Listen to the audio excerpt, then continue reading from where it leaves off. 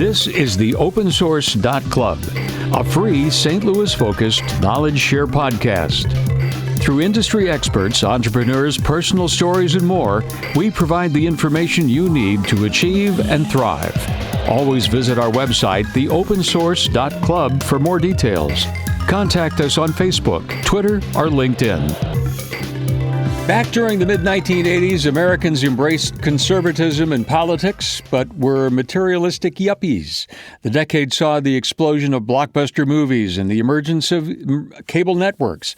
But in Alton, Illinois, Dale Brice was graduating high school and would soon enter the military to serve his country. I'm your host, Dick Hewlett, and this is We Salute by the Open Source. In a minute, Dale Brice will tell us his story. This We Salute episode is brought to you by the Operating Engineers Local 513, who provide jobs for military veterans through their Helmets to Hard Hats program. In 1985, graduate of Alton, Illinois High School, Dale Brice lives and works in St. Louis.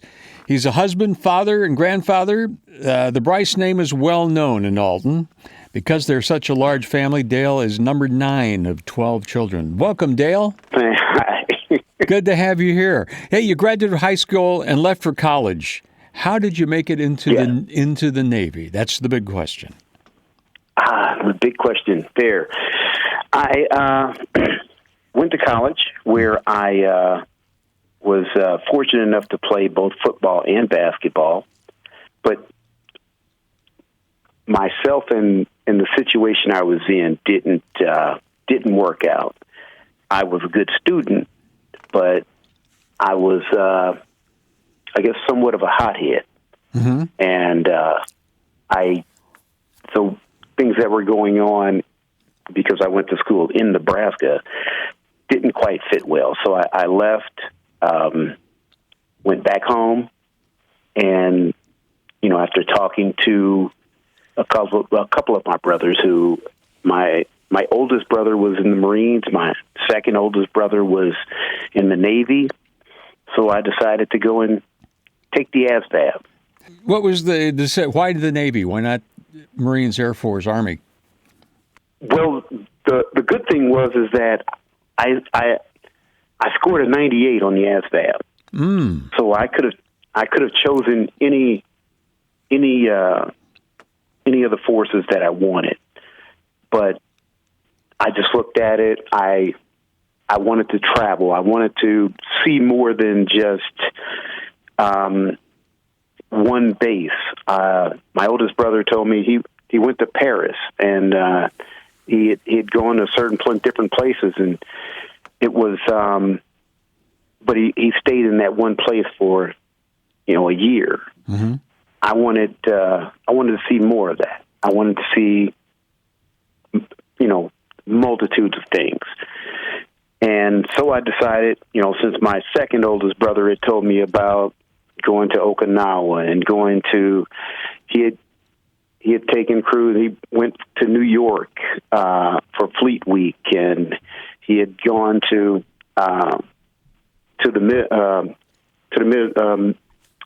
the Mediterranean. And I thought, why not? I'm from the Midwest. I've never seen these things. I may never see them again. And I decided the Navy would be the best choice for me. Did you just join, or did you talk to a recruiter? How did that work out? No, I recruited my recruiter. I walked in one day. I told him I wanted to take the ASVAB. Mm-hmm. Luckily, on that day, they were giving the test.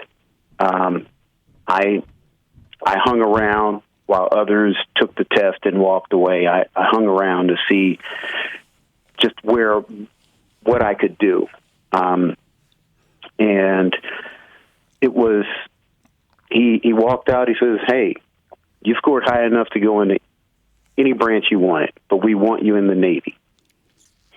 And while I didn't believe him, I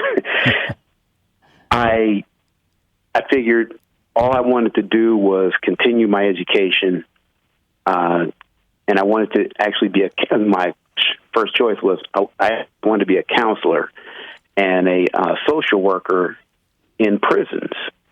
And his thing was, we can get you there in the Navy. And so they gave me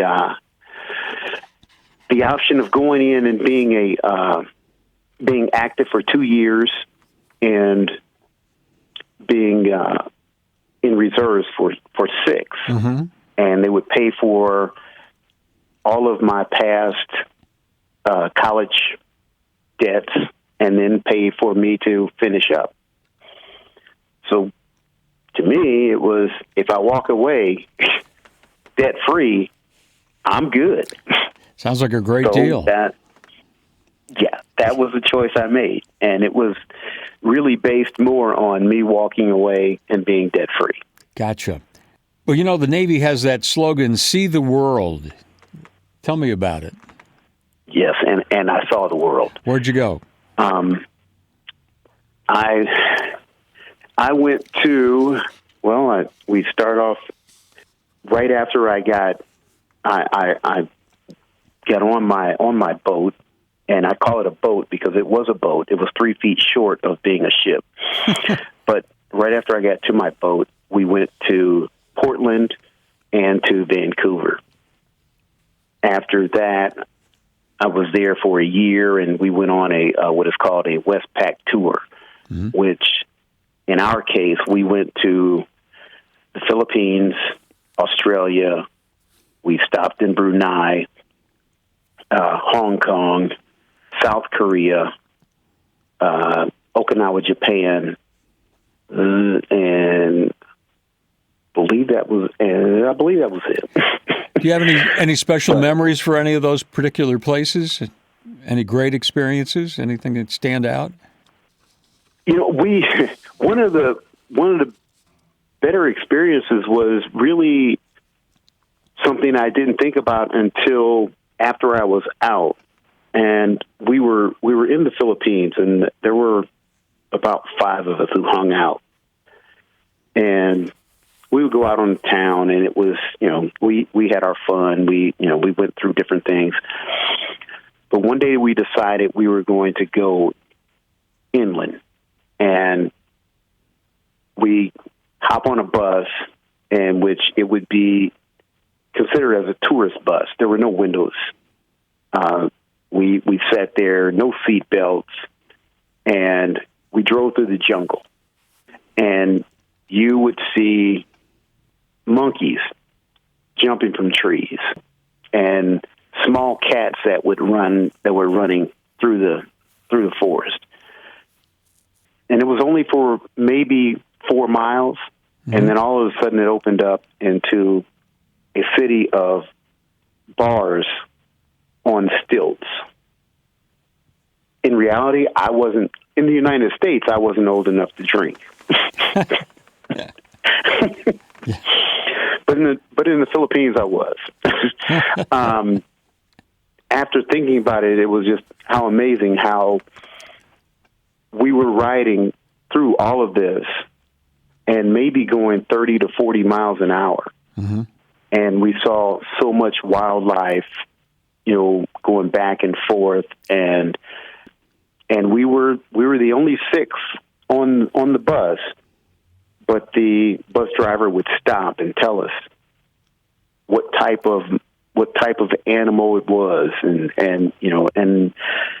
that was probably my biggest thing, mm-hmm. other than going to. And I didn't mention Singapore, did I? No. No. Other than going to Singapore, where it was. Singapore was. I think Singapore was. For me, it was just a place where you could go and hang out, and it was more of a nightclub atmosphere, and that was something that I had never seen before.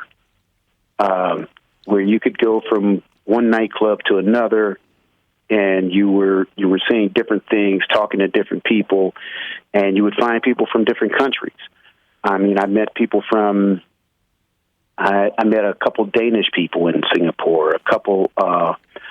5 or 6 people from New Guinea. We met some people from just all over Asia and Europe that were going to Singapore. And it was that was my biggest eye opening, was seeing all of these people who had come together, and no one cared about where you were from. It was just about who you were, and that opened my eyes to a lot of things that were going on in the States, and actually to this day. Mm-hmm. So it was, like I said, very eye opening. Tell me, I've always wondered, what is it like to be confined on a ship for long periods of time? Obviously, when you were traveling, you were on board for a while. What happens? Yeah, you get to know people, and when I say that, you get to know people, you get to know true feelings. You get to speak openly and open eyes to what you've gone through. And it's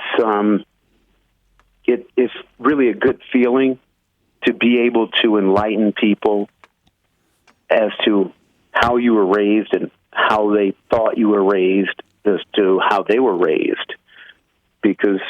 And it's still present in this day, how we can decide that someone had to have been raised a certain way because of what they look like. When in reality, and I'll say this, I tell a buddy of mine now, I was raised in the city, but I grew up in the country. And when I say that, because I was from such a large family, we had a hog farm, and we had about 5 acres of what my dad called his garden, which I call the farm. And we would pick vegetables and take them home, and my mom would can them, and we had a pretty good size canning room that we had in our basement. So really, we were in the summer, we were raised in the country, but at the same time, I understood what it was like to be in the city, because that's where I lived. And it was, so fortunately, I was able to pretty much live 2 lives at the same time. And to be able to tell people that and have them, and really to have the 2 of us understand where the other came from without looking at what we looked like, was really, really satisfying, because I realized how much I had in common with other people who I knew nothing about. What a great lesson in life, you know? Mm-hmm.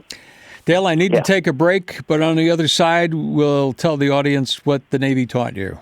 Local 513 provides Earn While You Learn Department of Labor certified training. Go to IUOE513.org for details.